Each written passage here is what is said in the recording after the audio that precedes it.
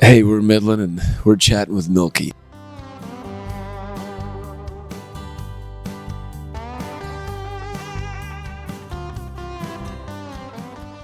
I think the fans have been the highlights in everywhere we've gone. The energy has been incredible, and seeing how well they know our catalog from our first to our last album. Everybody and every song, not just the singles, they were singing along, and yeah, their energy was extraordinary. We've also been doing a Men at Work cover of Down Under, and something we just worked up at soundcheck. We'd never played it before, and that ended up going over extremely well, especially last night in Sydney. So yeah, I think that those are the highlights. Australian audiences are they go wild. I dare say even more wild than American audiences. Doing shoeies. We saw a couple hatties. Didn't even know that existed.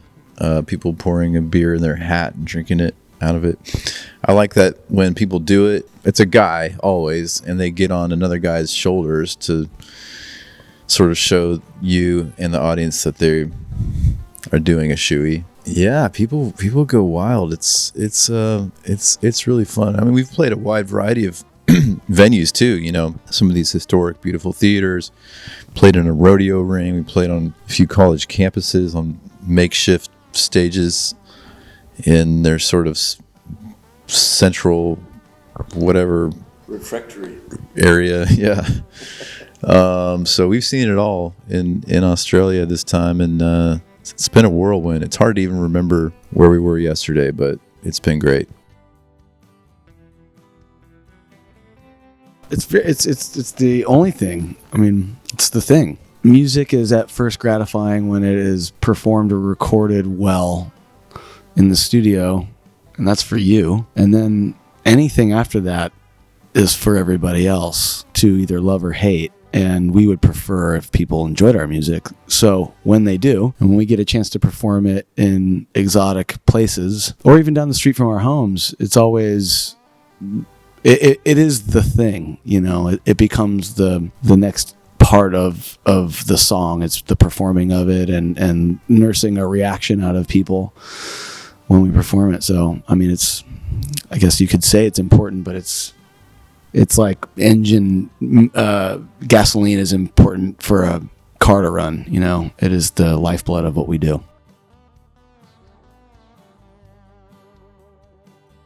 I hope it's showing an evolution. You know, we're looking at a huge picture of Sgt. Pepper's Lonely Hearts Club Band and the Beatles, with a parody of them as young Beatles in the early 60s, and then them later, haggard with mustaches. And I really relate to the Lonely Hearts version of the Beatles. But, you know, that's the idea. You start off, you don't just stick to a single sound as an artist. You're always looking to evolve, because the only constant is change. We're changing as people, our careers changing, so your interests are always evolving, and I think that's reflective in the sound. And then you're just doing something all the time, so you're getting better at it. You're always kind of pushing towards a mastery, which you'll never reach. But yeah, the command of your instruments, of your voice, of your pen becomes sharper.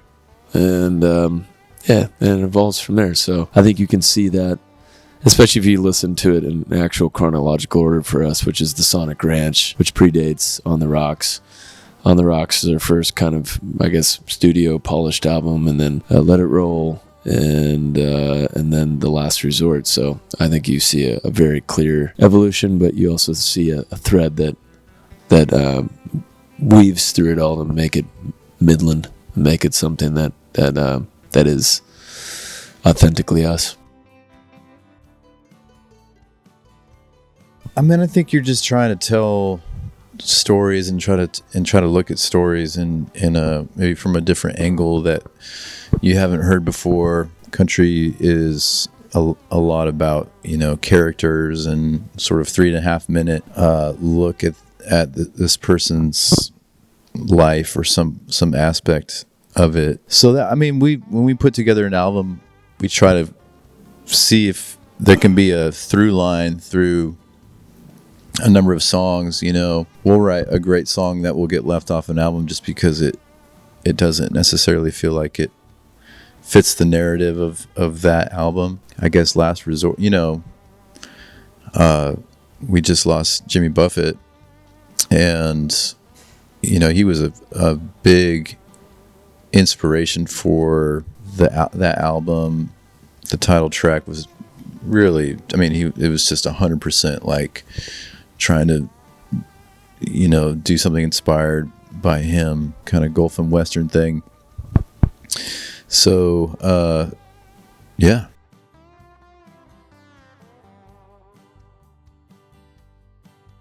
I could tell you that there's a song on there that I'm probably the most proud of on that record, and it's I don't know if it's. Never mind. I'm gonna back it up. I think if you're gonna play a song and kind of give somebody a taste of Midland, I think there's a song called "Adios Cowboy" on that album that I would say is that's pretty much a staple in terms of the kind of music that we like to play. Yeah, I'd say if you're going to try to take a screenshot and send it to a sonic screenshot to somebody, yeah, I think it encapsulates the vibe of this band, kind of the essence, the color of it all, the DNA, the oil that we got in the engine. Concur. Thank you. Look at that. Next, we're going to go to our hotel rooms. We're going to slam a drink or two, and we're going to pack and go home. And then we're going to get ready to go on tour with John Party, which is going to be amazing. John's and his band are good buddies of ours, doing a headlining tour with him. We're going to be headlining Red Rocks again, which is surreal. We did it last year, and that's it's just one of the most iconic venues globally. So that'll be really special. And then we're going into the studio to record technically our fifth, but our fourth studio album, which would be great. We've been writing for it for a year and a half. So that's going to be really exciting. And then get ready to release some new music probably in the top of the second quarter of next year and go tour that. Then we've got a cruise called the Last Resort Cruise that we're doing coming out of Miami. So if you have any Australian fans that want to get out to the States, we're going to be doing an amazing curated cruise with our friends like Orville Peck and Flatland Calvary, Mike and the Moon Pies. And then we still have a very special guest, Hayes Carl. We got a really special guest that we're going to be announcing later, but that's going to be pretty crazy. So we're doing stuff like that. We just launched our tequila Insolito in Australia, which is pretty amazing. So we're busy. We've got a lot going on, and I think we're going to try to catch up on some much needed rest on the flight home. But yeah, we're still turning and burning. Well, they're going to have to buy the album or stream it or consume it, and they're going to have to wait and find out. I don't think we're willing to give up the ghost yet.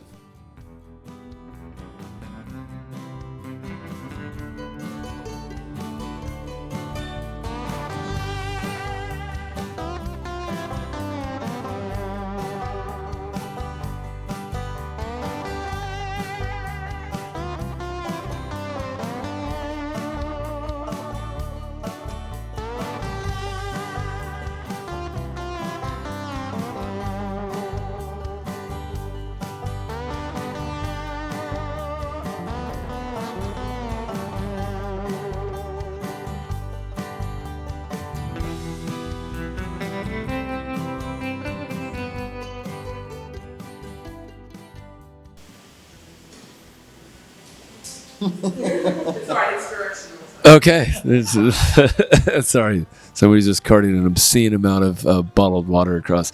Some big influences. I'd say Bruce Springsteen. I'd say Tom Petty. I'd say the Eagles. I'd say the Rolling Stones. I'd say Glenn Campbell. I would say Conway Twitty, Waylon Jennings, Willie Nelson, Guy Clark, Gary Stewart, and